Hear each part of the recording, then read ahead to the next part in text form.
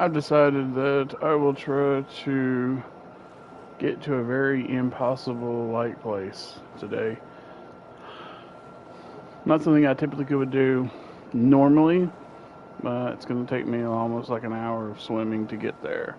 This island has multiple little islands around it. Makes this an archipelago, kind of like Japan.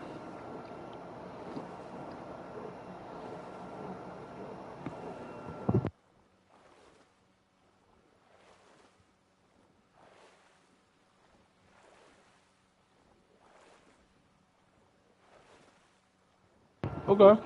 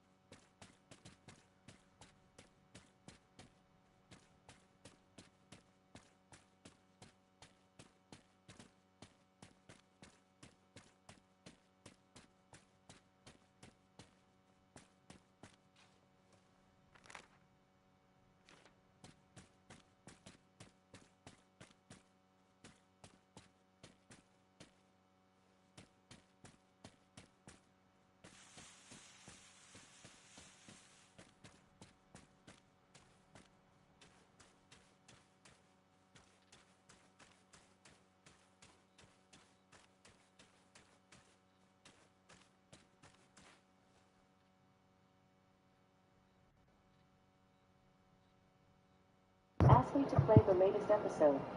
Great, and I recommend it to everybody.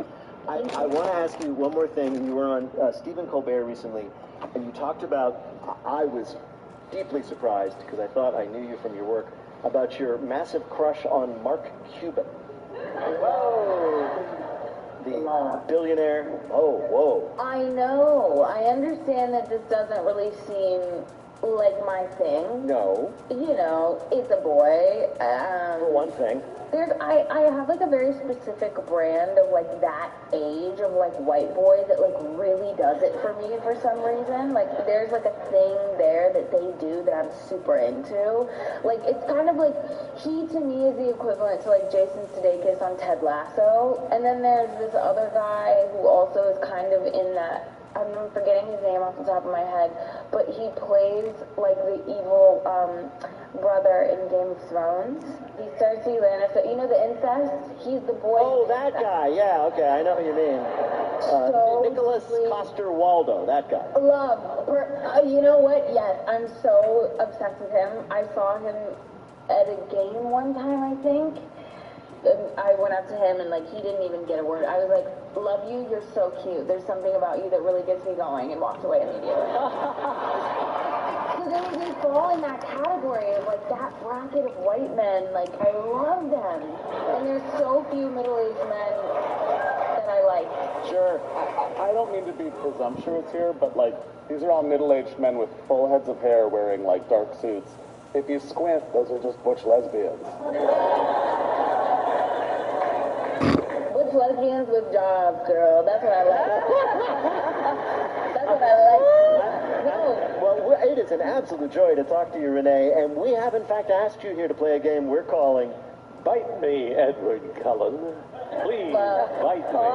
So your new album, as we have mentioned, your new album is called Bite Me, which of course immediately reminded us of the Twilight vampire saga. Yeah. Answer 3 questions about those moody, damp vampires. Oh, God. No, and you will win a prize for one of our listeners, the voice of anyone from our show they might choose for their voicemail. Bill, who is Renee Rapp playing for? Jack Owens of Denver, Colorado. Okay. I just have to ask before we get started, I think you're in the right demographic for her. Were you a fan of the Twilight saga at any time? I loved Twilight as a kid. Rob Pattinson also goes in that. I loved Twilight as a kid. I cannot tell you the last time I watched Twilight, though. All right. So, yeah. Here's your first question, Renee. Twilight takes place, the books and eventually the movie, in the very real town of Forks, Washington, which has been a tourist destination ever since the first book, Twilight, was published. Author Stephanie Meyer knew the book had to be set in Forks, Washington. Why? A, she was paid to do so by the Forks, Washington Chamber of Commerce and Tourist Bureau. B, she Googled rainiest place in the U.S., and it was what came up. Or C, her plan was to set the sequel book in Spoons, Washington, then Knives, and finally, Sporks. I love a spork, but I think that, like B, that feels like something a writer would do. It is something that writer, in fact, did. Because she's writing about vampires. Vampires don't like sunlight, so why wouldn't they live in the rainiest, cloudiest place they could find? Here is your next question. In addition to the town of Forks, the Twilight books made an unexpected star out of somebody else. Who was it? A, the book's editor, whose note, "Why not just make mummies sexy?" was accidentally published in the first edition. B, a man whose real name was Edward Cullen, who was cast in a reality dating show called Searching for My Bella Swan. Or C, the hand model holding an apple on the cover of the books, who spun her fame into an apple-scented hand lotion brand called Hands of Twilight. The third one sounds ridiculous. Like the hand thing, Yeah. but that's so prominent on the cover. Yes. And a good hand goes a long way. True. So maybe the third one? You're right again, Renee. That's what happened. We all remember that the cover of the books has hands holding an apple of various kinds, and sure, that woman went on to have a sort of semi-famous career, although In a New York Magazine profile, it said of her, quote, "She doesn't understand why she's not more famous." Of course, that is something only a hand model would say. You're right.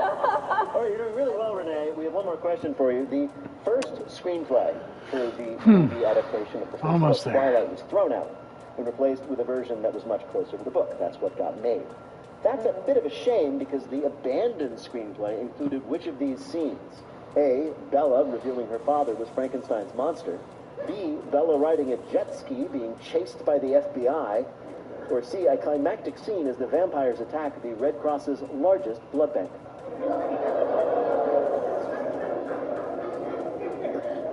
Oh my god. Okay, once again, I see it all, even the jet ski. Sure. I'm kind of liking that. I'm liking that, because I'm not sure that I know enough about Blue Cross Blue Shield, so let's go with the jet ski. You're right again, Renee. Very good. So, in that original, big chase scenes, lots of action. In that script, Bella also blows away vampires with a shotgun for some reason. It turns out that the studio was told, or they had the idea, let's make this more appealing to boys. Anyway. Love it. Bill, how did Renee Rapp do in our quiz? I can't believe it, but she got them all right. What a winner. You're amazing. Renee Rapp's fabulous new album is Bite Me. She's on tour, supporting it this fall. See her if you can. Renee Rapp, thank you so much for joining us on Wait, Don't Tell Me. What a pleasure to talk to you. Bye-bye. Take care. Thank you, guys. Thanks. Thank you.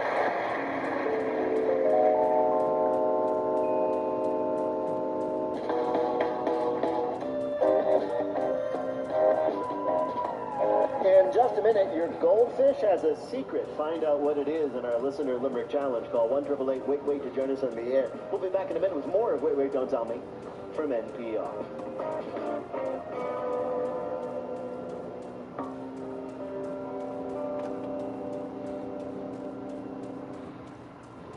This message comes from Fisher Investments. Senior Vice President Michael Hosmar explains the importance of providing a comprehensive approach for clients. The culture at Fisher Investments, it's about helping. It's about improving our clients' financial situation, advising not just for now, but all the way through, hopefully, to their next generation. A well-designed financial plan will cover a number of important topics, and many of these topics are connected to each other. Fisher Investments possesses the professional expertise across all these important disciplines, from investment management to tax minimization to estate planning, you name it. Learn more at FisherInvestments.com. Investing in securities involves the risk of loss. This message comes from REI Co-op, a summit view, climbing El Cap, a faster mile, or that first 5K. It all starts here, with gear, clothing, classes, and advice to get you there, so you can wave to your limits as you pass them by. Visit REI.com or your local REI Co-op. Opt outside. From NPR and WBEZ Chicago, this is Wait, Don't Tell Me, the NPR News Quiz. I'm Bill Curtis. We are playing this week with Alonzo Bogey, Shane O'Neill, and Amy Dickinson, and here again is your host at the Studebaker Theater in Chicago, Illinois, Peter Sagal. Thank you, Bill. Thanks, everybody. In just a minute, due to recent cuts to NPR funding, we can no longer afford complete limericks, so we are relying on you to finish them for us. If you'd like to play, give us a call, 1-888-WAIT-WAIT. That's 1-888-924-8924. But right now, panel, some questions for you from the week's news. Alonzo, this week the Washington Post reported on what they call familect. Familect is like a dialect, but it's only spoken among whom? Family members? Right, family members, right? We all have this. According to linguists, families often develop their own secret language, or familect. You know, usually it's words or phrases only understandable to the family. It's a way of making fun of a toddler's speech impediment for the rest of his natural life. I always thought sit down and shut up was universal. Really? I never took it as just my family was giving those instructions, but I guess so. I thought you were talking about like accents from families. Oh, me like. Well, like, my sister, she has, like, a pretty non-regional accent when she's talking to adults, but every time she yells at her kids, she'll be like, so anyway, this week at the bank, you get back here right now, Lucy! So then I said, like, it only comes out when she's yelling. It's the Familect. The Familect. Familect also sounds like a dairy replacement product. Shane, this week's viral office dispute that everybody's arguing over is whether it is okay to do what while eating your lunch in the office. Sit at your desk? No, everybody does that. It's Say, guess what I'm eating? You're getting closer. Let me demonstrate. If I were doing it, it would be like, now I am opening up the Tupperware. Oh, get a load of that lovely fishy smell. Narrating what you're... Narrating their lunch. Yes. Oh, someone got banned. The poster was in the wrong Wah, for telling a wah, wah. coworker that her habit of doing play-by-play for her own lunch was annoying. The woman, the coworker, says things like, and these are all true, or at least allegedly true from the poster, spicy little pickle today. And what's that? You're just a sad sandwich. Don't worry, I'm going to eat you anyway. And, okay, let's give this baby carrot a crunch. Okay, but does she stop at lunch, or in the afternoons is she like, I'm pretending to type, but I'm shopping? Shane, people across the country are lining up around the block to get into bars just to take what? Just to take a break from the heat. To get No, it's nice okay. now. A handful of peanuts. No. Just to take some time to check in on your local bartender. That's so sweet. I'll give you a hint. No, none of those things are right. It's like people are like, wow, how'd you get your eyes closed in all 4 pictures? People are lining up for bars to take group photos? In a... Oh, in a photo booth. Yes, in photo booths. Right, yeah. Vintage photo booths are back. They're popping up in bars, restaurants, freestanding on sidewalks. They're everywhere. This is not a surprise if you've been to anyone's apartment ever and looked at their fridge. The photos are great because they're just blurry enough to make everyone look amazing. And you can always look back in the memory of being like, after picture 3, we didn't really know what to do anymore. You never know. Yeah, I know. It's like, That last picture, it's a terrible you've done all your great stuff. That's when I take off my shirt. Oh, me too. I actually checked into a hotel in Salt Lake City recently. Yes. And after I finished checking in, they were like, and if you want, you get 1 free strip at the photo booth. And I could not imagine anything more depressing than taking a photo booth photo all alone. That's because they can't drink. That's what that's about. You gotta make do. You gotta make do. That's considered a crazy night in Salt Oh, Lake. yeah. Look, honey, we went out, got a little nutty, made a graven image of ourselves. Weird.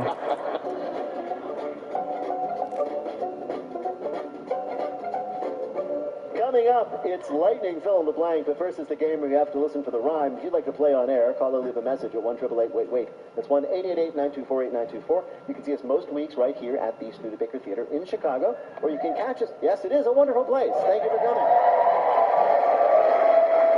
You can also catch us on the road. We'll be in St. Louis September 18th, and if that's too hard to get to, we'll be in Honolulu on October 9th and 10th. Tickets and info are at nprpresents.org. Hi, you're on Wait, Don't Tell Me. Hi, this is Heidi from Detroit. Hey, Heidi from Detroit, one of my favorite places.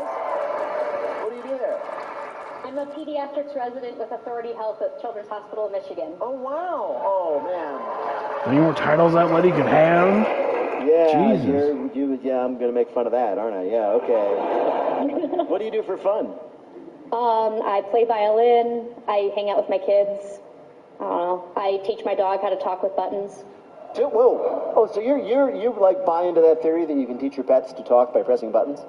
Well, he asks us for a toothbrush after he has his food. He asks to go on walks, to go outside to go to the bathroom. He knows the difference between poop and pee. Wow. Has he ever, I don't know, insulted you? Yes. Really, how? Well, we used to have a lot more buttons, and one time I was, they got removed, and he was being a little obnoxious and asking for treats, and I told him no, and then he pressed the mom button, and then he told me to go outside. Wow. Oh, my. Wow. That's amazing. Heidi, welcome to the show. Bill Curtis is going to read you 3 news-related limericks with a last word or phrase missing from each. If you can fill in that last word or phrase correctly and 2 of the limericks will be a winner. You ready to play? Of course. Here we go. Here's your first limerick. When day's ending or barely begun, don't gaze at the skies just for fun. That act is unwise. It scorches your eyes.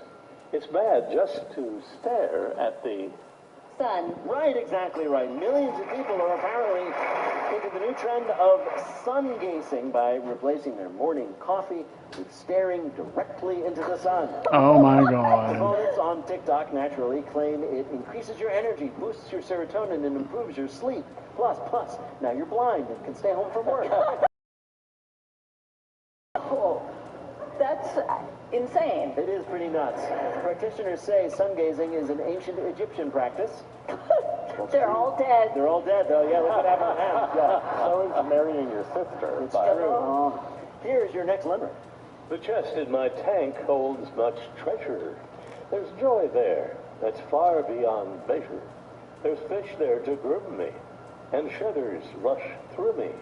We fish can enjoy immense Pleasure? Pleasure, yes. Fish. Experience pleasure and seek it out. I honestly can't tell if it makes me feel better or worse about eating tuna now that I know it spent its life on a thrilling erotic journey. Here's what happened. Scientists observed that fish who had their parasites cleaned off by these other cleaner fish kept returning to the same spot in the reef even when they no longer had parasites, leading scientists to believe that their behavior was driven solely by the pleasure of the experience. They're into it. Well, we found Nemo, but you're not going to like when we tell you where. All right, here's your last limerick. wax drips look like marks from a vandal, and the flames can be awkward to handle. But flickering light makes our food look just right. So, some restaurants brought back the Candle. Yes, the candles, real candles with real flames are coming back to restaurants. Great news for romantics, horrible news for anyone in long billowing sleeves. Restaurant owners are getting rid of those like fake electric little lights, right? Tea lights, embracing the real flame. They say nothing else can set an ambiance quite like a real candle. Sure, it gets wax all over the table, but now you can immediately know if your date is a heavy breather.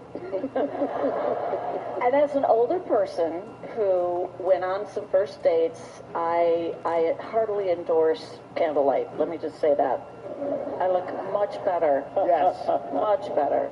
And the date does too. Well, that's why I always just turn on the flashlight on my phone, just to make sure on the I want to know what complexion. I remember when I was a kid, I thought like one of those Chianti bottles with like the endless amount of wax was like the height of Class. fashion. Yeah, total class. Yeah, I remember trying to make one at home so I could have a little romantic dinner if anybody would ever deign to date me. But you were doing it out of like a milk carton. So Probably, yeah, it didn't really work. Phil, how did Heidi do on our quiz? He was a close listener and a perfect score. Congratulations! Thank you. Thank you so much for playing.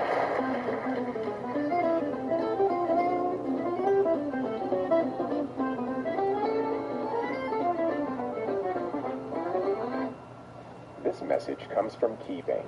Growing a successful business has never been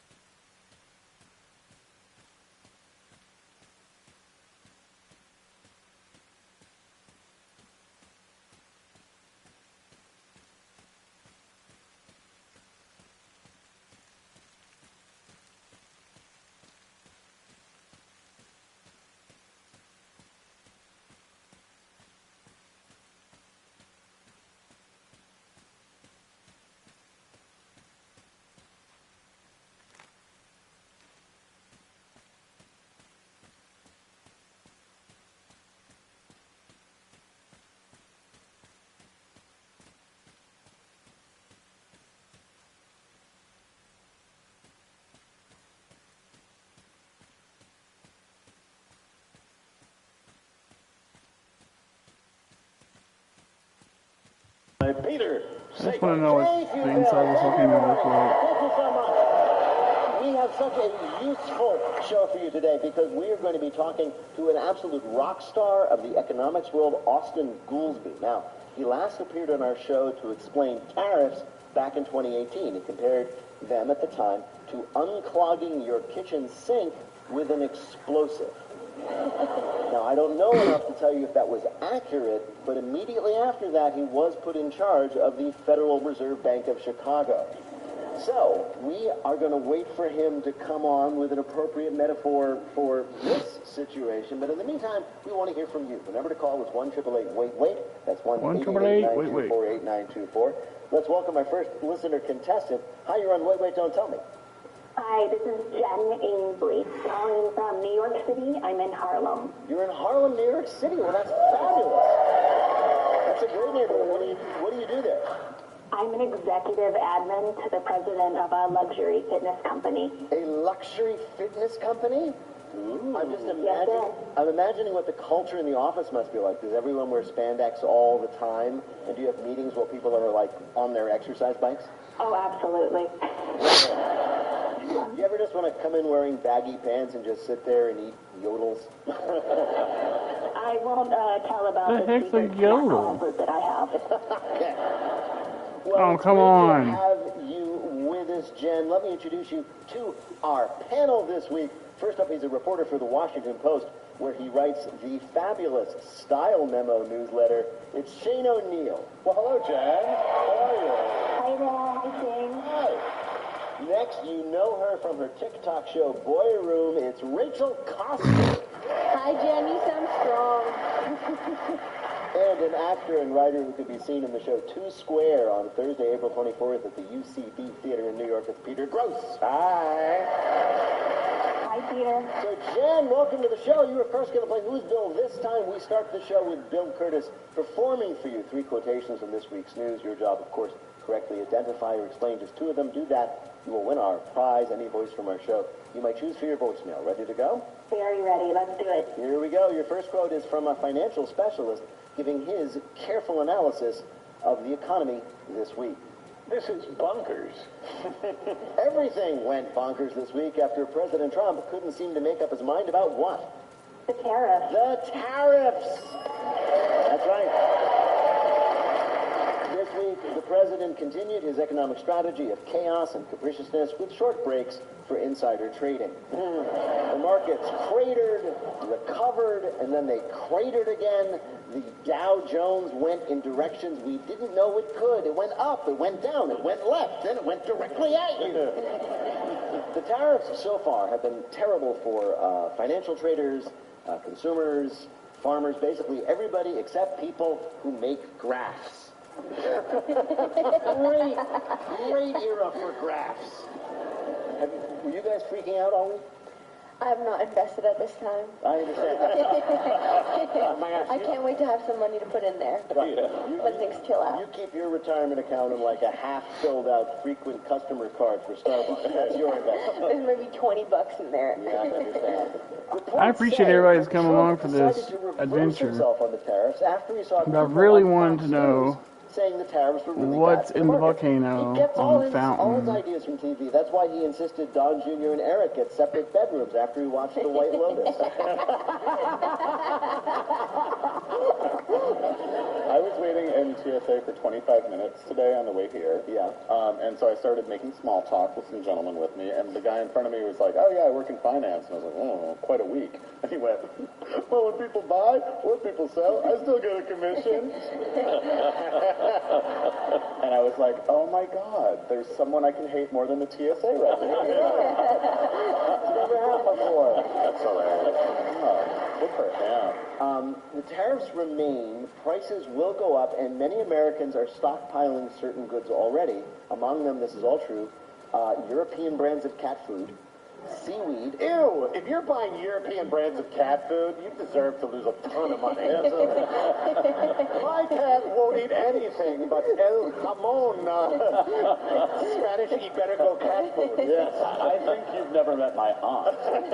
She would go absolutely broke buying European What's cat wrong with, like, I don't know, Frisky, Sheba, yeah, exactly. I'll tell you what, Mittens will tell you what. A lot. All right, Jen, your next quote is from a scientist in the news this week. Holy crap. That's the first time in 12,000 years that this species has howled. He was responding to the announcement that geneticists have brought back a long extinct type of what? Dire wolf. Yes, the dire wolf is back. If you've never seen a dire wolf, just picture a wolf, but it's much bigger and never should have been brought back from extinction.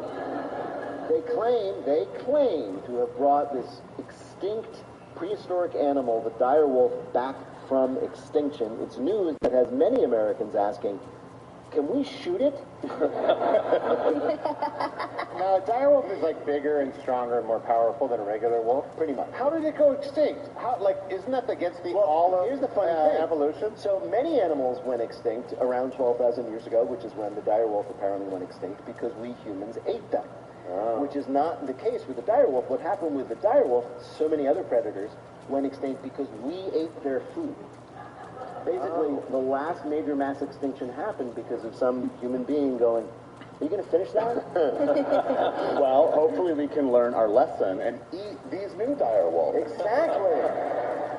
You have to say, well, why did they choose a dire wolf when there are really cool animals they could bring back, like the 12-foot tall giant sloth or the huge carnivorous, and these are very real, terror birds? I think they made a good choice. Scientists are cowards. I know, but they brought back, they did, they brought back the dire wolf because of Game of Thrones, which featured dire wolves rather prominently, made them famous. Guys, that show also had dragons in it. What are we thinking? Why can't they make more of the buff guy?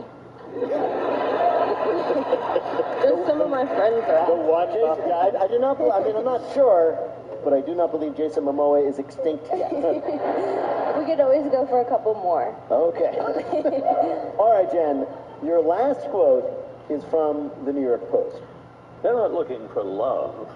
They're looking to file. The Post was writing about a new survey that suggests 1 in 3 singles have used a dating app to find someone to help them do what? Someone to find an accountant? Yes, they're looking for someone to help with their taxes on the dating apps. Young people are flocking to the apps seeking not love, but the opposite of love, an accountant. And if you happen to be an accountant or tax expert and your Hinge date just showed up with a shoebox full of receipts, she may not want you for your body. Ooh, you look so taxy. I think boys are an incredible resource, and if you're using dating for anything other than to learn information, then you're missing part of the point. They can be so helpful, and so I just broke up with someone before we enter a recession. Do you know how many questions I'm going to have to send to my dad instead?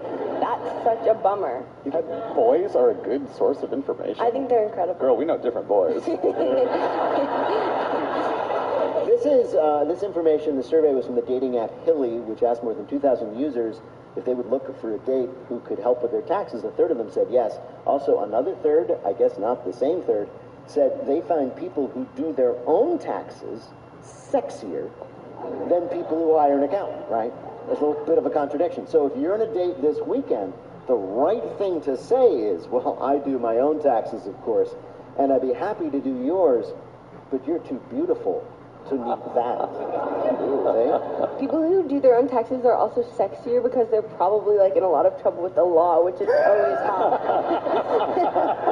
Really? If you're on the run, that is. Wait a minute. I know that bad boys have always had an appeal to women. But you're telling me that a bad boy is someone who does his own taxes and might not have all the receipts? No, it's like, you picture a guy who's like, listen, Rachel, I can't stay. I'm on the run. I killed 3 people in Idaho. Also, April 15th is coming up, and I have to finish my taxes.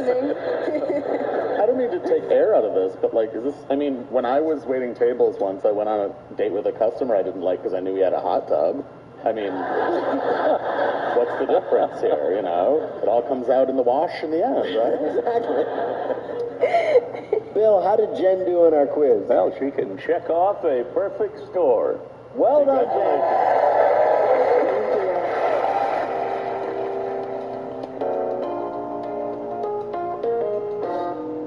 Right now, panel, it's time for you to answer some questions about this week's news. Shane, a new study should be encouraging to all the single folks out there. While being married, we all know, does enhance your happiness and well-being. It turns out you can get the same boost from what? Sherbert. You have to say it's true. I'm guessing you do. I don't know if that wasn't the result of the survey. Talenti? Absolutely. No, not Sherbert. You can get the same boost of being married as having a pet? Yes, exactly. Right. Researchers in Britain just found that the psychological benefit of owning a dog or cat is basically the same as what you get from marriage. And of course, pets would be way better than marriage if you didn't have to pick up your dog's poop. Or, I guess, if you did have to pick up your husband's. I mean, I've let my cat do my taco for 10 years.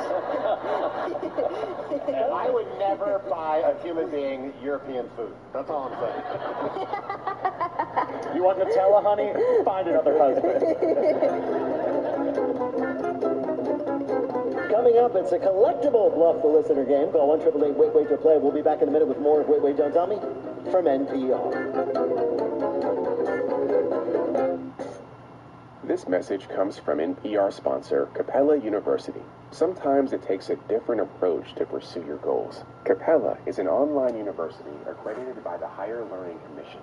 That means you can earn your degree from wherever you are and be confident your education is relevant, recognized, and respected.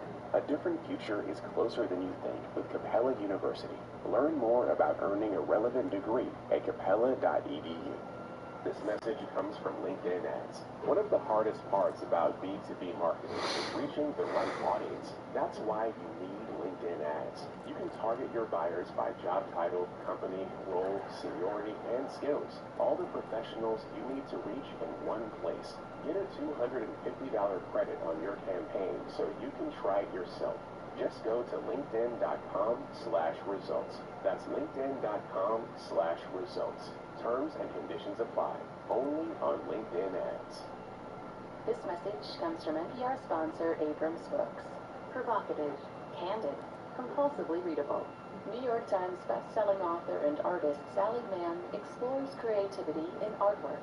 A spellbinding mix of wild and illuminating stories, practical advice, and life lessons for artists, writers, and anyone on a creative path. Get inspired now wherever books are sold. From NPR and WBEZ Chicago, this is Wait, Wait, Don't Tell Me, the NPR News Quiz. I'm Bill Curtis. We are playing this week with Peter Gross, Rachel Coster, and Shane O'Neill. And here again is your host at the Studebaker Theater in Chicago, Illinois, Peter. Well, Thank you, Bill. I think I've had enough of fountain tonight. It took me an hour to get to the summit. I appreciate everybody that's came along with this. Let's hope when the tsunami comes, we all can play together. Y'all have a good one. I'm going to skedaddle. Hi, this is Rachel from Maple Grove, Minnesota.